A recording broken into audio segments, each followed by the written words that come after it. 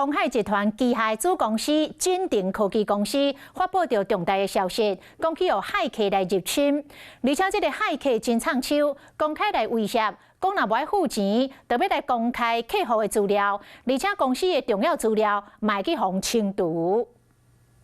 透过金鼎精密科技的官方网站出现粉红色的画片，起头就是写红字，除了互偷摕，搁互假骗。第一段信息甲客户讲，骇客摕到金鼎的客户资料，若是金鼎不付钱，客户的全部个人资料会互公开伫咧线顶。第二段信息甲官方讲，但是金鼎的管理阶层无想要和骇客集团联合，骇客会毁掉全部的资料，而且未当恢复，官方会无偷好。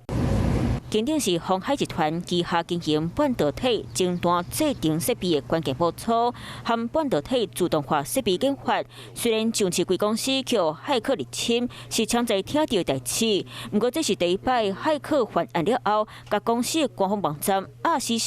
所以金鼎发布重大信息讲，有的资讯系统叫骇客网络攻击，已经全面启动防御机制，和相关的作业，卖和渡口的资源公司技术专家同齐合作进行处理，嘛强调经过初步评估，对公司运作不受到大影响。骇客的潜伏期可能非常的长久，有可能是数天、数周，甚至数个月到数年都有可能。所以企业、政府机关或者是民众都应该要注意治安的防护。 其实台湾的上市贵公司不是第一摆互骇客集团入侵，去年2月电源供应器大厂飞鸿科技就向卡油软体发动攻击。6月份，台积电供应链 IT 硬体供应商清和科技嘛中毒。去年底一间自动化设备大厂曝光威胁，因为一礼拜内无联络骇客集团，资料已经互藏起到黑暗网站。资源人员讲，去年外前台积电的基台中毒损失惨重，当时就替供应链提升